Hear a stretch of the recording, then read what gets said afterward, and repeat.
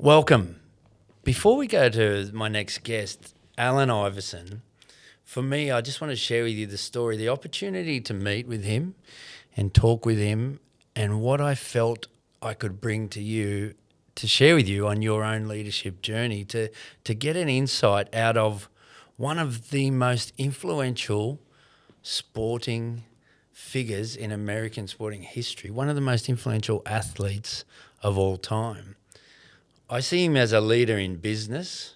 I mean, his documentary with Shaq and his journey and the Reebok journey is incredible doco. But I also see him as just someone so authentic to himself, and whether he had the captain's armband on or not, he was always a leader of his teams. He captained Team USA, but then he was part of other teams where he wasn't a captain, but he was clearly a leader. And I feel like if you followed his journey, he learned. Like, everyone's on their own journey in leadership, and he was learning along the way, and he was obviously influenced by some very good leaders. So I want to talk to him about his influences. I want to hear from him some insight and possibly some content that has never been heard before, because a lot of people would talk to him about, you know, the Shaqs or the Kobes or the MJs. Like, I thought maybe if I could ask him some questions that would bring out some other stuff in him that people haven't heard before. So I've been really privileged to have this opportunity to meet with him, and I can't wait to see where this content goes for you guys.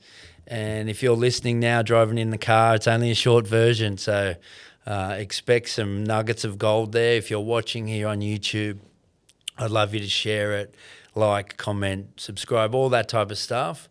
But just enjoy this content that I really feel we'll get out of Alan. And I'm so grateful for the time with him. I think he's a leader, worldwide, global icon, and it's a privilege for me to bring him to you.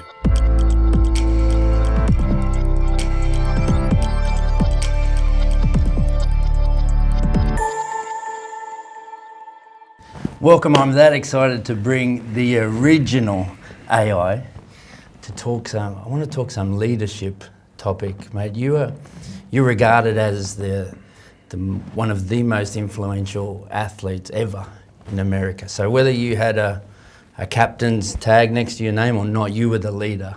So I just wouldn't mind. Well, first of all, thank you, Alan, for having a chat to me about this. But I want to talk a little bit about leadership and what you value in a good leader. Who was your mentors in that space, or biggest influences on your life in that, who you regard as the best leader you've either played with, worked with, or played against? Playing with definitely Aaron McKee, Eric Snow on my team. What made them great leaders was leading by example. I think it's easier for a leader to keep people in line, you know, when they're practicing what they're preaching.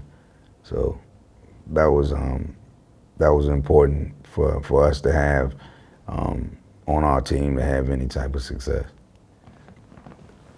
You know, one of the biggest things in this leadership space is communication. Could you talk to me about, if you were to coach someone now about communicating on court, off court, in business?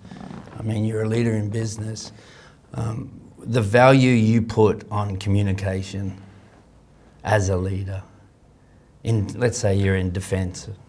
It has to be, because how can you get anything done if you don't discuss it? you have to talk about it. You have to get some structure. You have to put together some type of blueprint of how things get done. And the only way to be able to do that is communication, is talking, you know what I mean, and putting the plan together. And then, you know, once you get familiar with how things is done, you get into a rhythm, you know what I mean, and it happens like clockwork. Was there ever a moment that you can remember, a challenging moment where maybe on any given game or any given play where communication was the difference? I would use the example of it well, I had to learn the hard way. In this situation, it was tough for me, but ultimately, I felt that it was genius by Coach Brown. He called me into his office before practice, and he said he was going to get on me a lot. And I said, "What did I do?" I had no idea. I thought I was in trouble. He was like, "No, you didn't do anything. Just I'm going to get on your ass today, all practice long, and I just want you to be able to take it." So when practice started, from beginning to end, that's what he did. And it got to points where I had tears coming out of my eyes because I couldn't understand it. Everything that I did on the court, he said something to me about, it wasn't good enough, everything. You know what I mean? When I thought I did something good, it was wrong. When I, went left, he said I should have went right. If I jumped up, he said I shouldn't have jumped at all. You know what I mean? So everything, it was a combination of everything, and everything that I did for that hour or hour and a half was all wrong. And I was upset after the practice. I remember my teammates, during the practice saying, just hold on, just suck it up, just deal with it, you know what I mean? Don't explode. And I didn't. I was sitting in the locker room, and the trainer came in and said, Coach wanted to talk to you. And I ran into his office. I couldn't wait to get in there to explode. And I went in there, and I was getting ready to start arguing with him. And before I can open my mouth, he said, "Thank you." And I was like, "Thank you? Like, what are you talking about?" And he said, "Thank you." And, he explained to me that that was a strategy of his. You know what I mean? I felt like if I can get on you in front of everybody and you take it, then I'm able to do that with everybody. If I can do it to you, then how can they, respond in a negative way if I do it to them? And I was like, oh shit, you know what I mean? And like, it just blew me away that, that's what he was doing. I still was kind of mad afterwards, but but I understood what he was doing. I just thought it was genius. So from that point on, you know what I mean, he could say anything to any player, and they wouldn't respond in a negative way because they saw him do it to me. Yeah. Great story and great memory. I'll just finish with them because I know you're busy here on your visit to Australia. I really appreciate your time here. When did you realise that there was a bit of, you just were a lover of the game, like you influenced so many people. But when did you realise you had a responsibility to lead your teams, or did that just come naturally?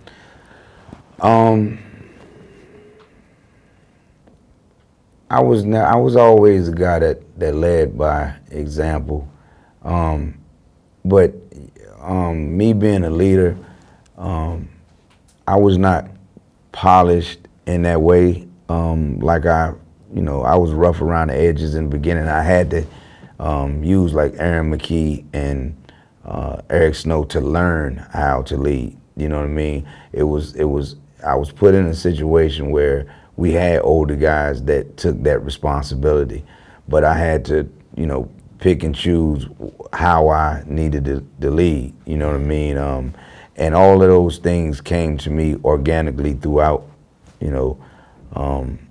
my career. So I think that prepared me for the accountability that I have now to share all of the stories and the experiences that I had throughout my career to help, other guys, elevate by the positive things that I've done, and